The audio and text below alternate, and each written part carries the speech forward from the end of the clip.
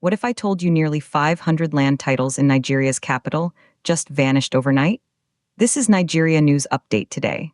Coming up, you'll discover how a single government notice wiped out property rights for hundreds of people, why officials say these documents were fake, and what this massive crackdown reveals about the shadowy world of Abuja land fraud. Meet the hundreds of applicants who submitted their land papers for official approval, hoping to secure their future in one of Africa's fastest-growing cities. On February 23, 2026, their hopes were dashed by a public notice from the Federal Capital Territory Administration. Minister Nyesom Wike has invalidated a staggering 485 area council land documents. The administration says this drastic move is due to one critical failure: the documents could not pass official verification. But here's the twist: this isn't just about paperwork. The FCT administration confirmed that several of these applications were outright fake. The decision, conveyed by the Departments of Land Administration and the Abuja Geographic Information Systems, or AGIS, warns all affected applicants and the public to take note immediately. The notice states the minister approved the cancellation of applications that, and I quote, failed the necessary official checks for genuineness and have been confirmed to be fake. It further declares these nullified applications will be expunged from the regularization database. This action reflects the minister's direct approval. And then, something shocking happened. The government published the list. Every single affected applicant is named by file number, layout, and area council. This public shaming serves as a stark warning to holders. This is to inform the general public, particularly applicants who submitted area council land documents for regularization, that the Minister of the Federal Capital Territory has approved the nullification or cancellation of applications that failed the necessary official checks for genuineness and have been confirmed to be fake, the notice read. The publication also notes it is without prejudice to further notices. But here's what nobody's talking about: the sheer geographic scale of this purge. The affected documents span multiple districts and satellite towns across the entire Federal Capital Territory. Let's break it down. In the Be Wary Area Council, the impacted layouts include Ashafa Village Expansion Scheme, Ashafa Extension, and Dawaki Extension 1.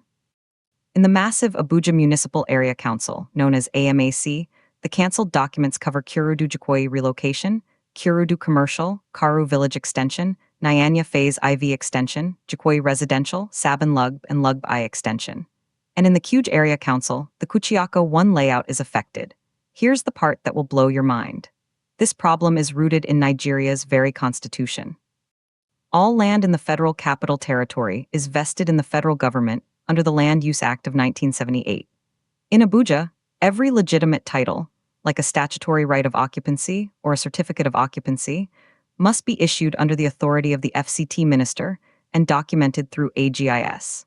But in recent years, the administration has struggled with an epidemic of fraud.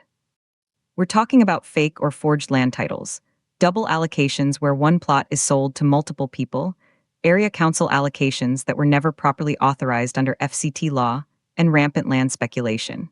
And it gets worse: syndicated fraud involving forged signatures, counterfeit certificates, and inaccurate survey plans has become a multi-billion naira industry. Earlier in 2025, the FCTA intensified calls for submission of documents, likely setting the stage for this verification tsunami. The implications are massive. For the hundreds on that list, their investment may be gone. Their dream of owning a piece of the capital vanished. This crackdown exposes a system where trust in official documents is fragile. It presents a major tension. On one hand, the government must clean up a corrupt system and protect rightful owners from fraudsters. On the other hand, what about the ordinary people who may have purchased land in good faith, only to learn their title is now worthless? Some will say Minister Wike is delivering tough justice and restoring order. Others will argue innocent families are being punished for a broken system they didn't create. The controversy is just beginning. But one unanswered question looms large: if 485 titles are fake, how many more are still out there? This purge might just be the first wave. We called back to the hook. Nearly 500 land titles gone. This is Nigeria News Update today. Do you think this mass cancellation is a necessary cleanup or an overreach that hurts ordinary Nigerians? Drop your take in the comments. And subscribe to Nigeria News Update today for more breaking news that impacts your life and your property.